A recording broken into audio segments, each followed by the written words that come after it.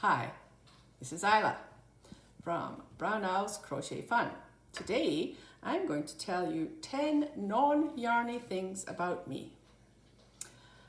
So, number 1, I was born 68 years ago in Edinburgh, Scotland, emigrated to Canada in August of 1977 on the day that Elvis died.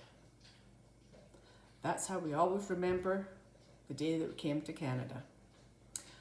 At one point, we used to celebrate my son's birthday that day because his birthday falls in December, very close to Christmas, so we used to call it his unbirthday. Now that he's older, of course, we just celebrate when it's his birthday, 22nd of December. Number 2, I was very involved with Girl Guides of Canada when my daughter was young. I was Brown Owl, the leader of the Brownie Pack. It was really a family affair because my husband would dress up like Santa Claus at Christmas time to give out gifts to the girls. And my son, he would dress up in an elf costume, so to be Santa's helper. We also all went out together when it was time to sell Girl Guide cookies, and we drove around and sold cookies to neighbours, friends and neighbours, and helped to raise funds for the association.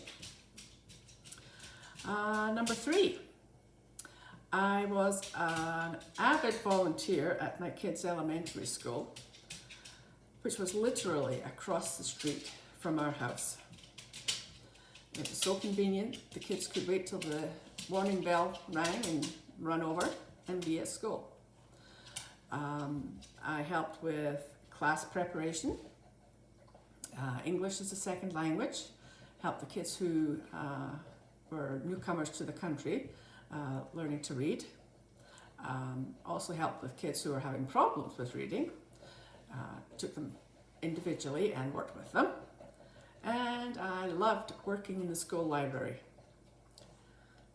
Number 4, I left school when I was 15 to go to work. When I was 39, I decided to go to college on a part-time basis because I still had to work full-time. Got lots of help and support from my husband and kids.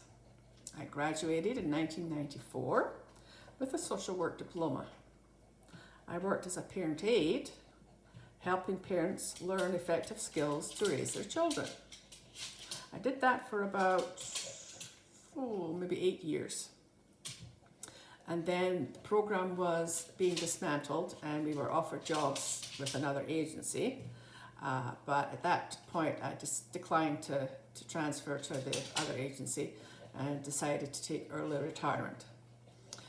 When I say early retirement, all that meant was that instead of working as a social worker, I spent a lot of my time helping my husband with his business. We had a machine shop that specialized in oil field work. So I did a lot of the secretarial, accounting, that sort of stuff. Did that for a couple of years, and then our daughter came to work with us and she took over the running of the office. So then I could really retire, put my feet up and relax. Number 5, I have been married to the same man for 48 years next month, November 6th.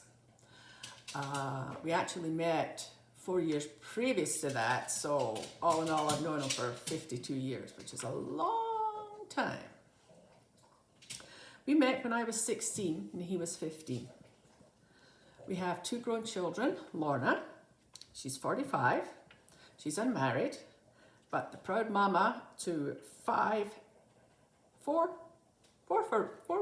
fur babies, yeah. Wilson, Molly, Digit, and Stan.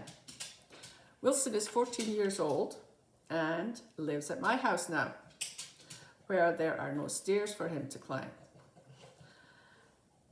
Our son Paul is 43. He's married with 2 beautiful sons, McLeod and Jones. They also have 3 dogs and a cat. Now I'm just going to bring up a picture of my beautiful grandsons, and hopefully there you can swoop. Let's see if we can get a good, it's blowing out, darn it. But they're the most, there we go. They're the most handsome boys in the world. Tick after their nana, right?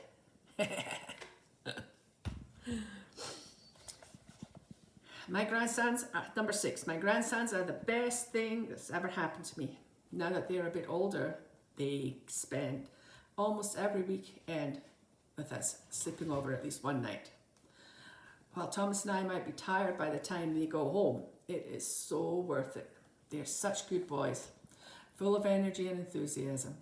Mac is reading 2 grades above his age level, and it warms my heart to hear him read to us now. Number 7, my husband and I love to travel. Some of the countries we have visited over the years are Mexico, the USA, Iceland, Hungary, France, Dominican Republic, Panama, Scotland, England, Bermuda, Jamaica, Virgin Islands, US and British. We love to cruise, usually going somewhere warm, but love the scenery in Alaska, especially towards the end of the cruising season, which is September. We've done that maybe 4 or 5 times. We never ever get tired of seeing that scenery. It's out of this world. Number 8, I'm a cancer survivor. In January of 2008, I was diagnosed with colorectal cancer. I had surgery to remove part of the colon in March, and by July was receiving chemo and radiation.